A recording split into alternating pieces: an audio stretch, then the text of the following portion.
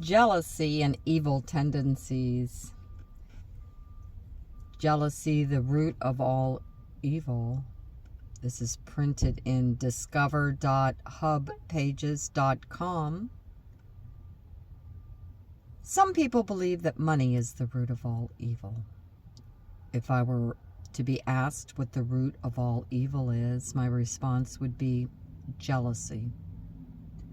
Of course, jealousy can be in positive ways, such as motivation and determination towards accomplishing something beneficial. However, there's negative jealousy when there's manipulation, deceit, self-destruction, or destruction of others. It's a common emotion that can produce hatred towards someone if they fall victim to such people.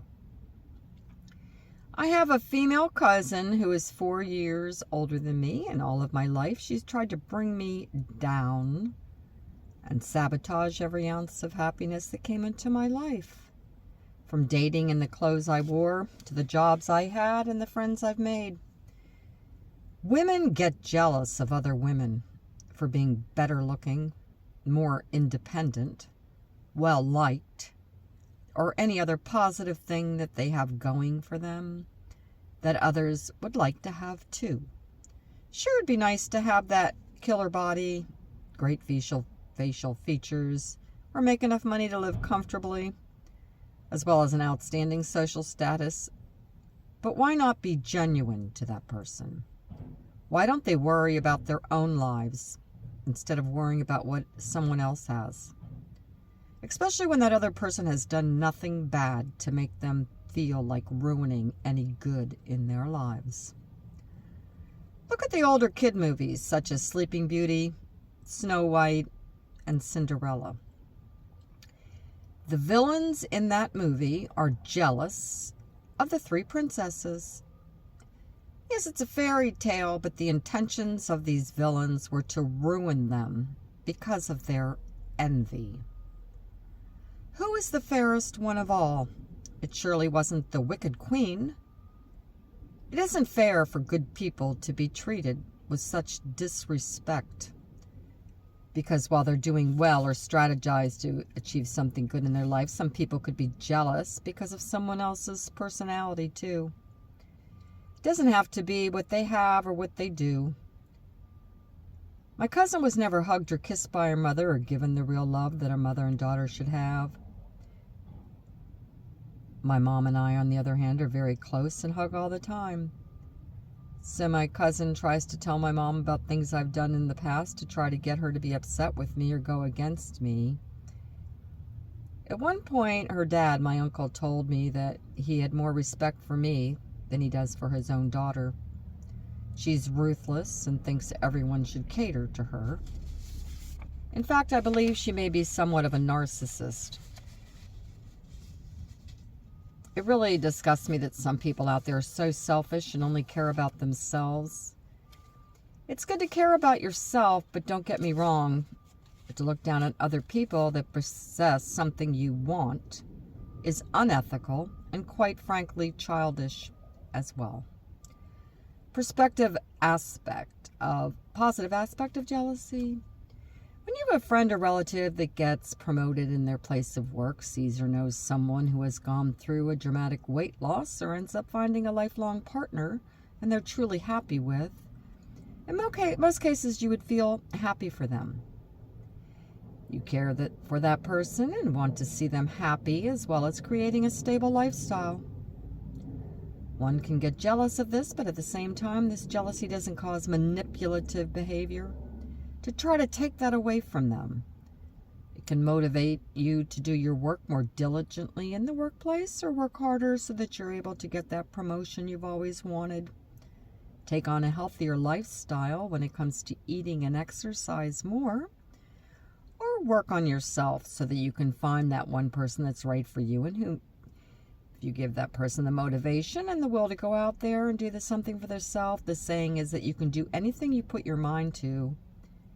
So if there is something other people have that you want, go out there and get that. Now, this is not true at all, because you cannot have anything you put your mind to. So this is unfortunate. Negative aspects of jealousy. For me, personally, there's been a type of jealousy I've been dealing with all my life from my family. People who are jealous of others don't often admit it in most cases, but the signs aren't hard to tell. Here's a few attitudes that may indicate that someone is jealous of you. When you have good news to share with your friend or relative, he or she acts as if it's not a big deal. Well, this is pretty self-explanatory. They compliment something that was done by you, but say it's because of something else. This is known as a positive negative. For example, if you style your hair in a different way and feel really good about it because of the time and effort you put into it. Someone might say it's because your hair product device you've used, even though it was the same product you've always used. So they're giving you a compliment, but not the credit, and it's always because of something else. When friends or family find out that you were doing something that really makes you feel good about yourself, or something that you feel you've improved on in your life, they discourage you and tell you that it doesn't make sense to them, when in fact it makes perfect sense to you. For example, my cousin has tried for 8 years to pass on her state board exam to become an LPN.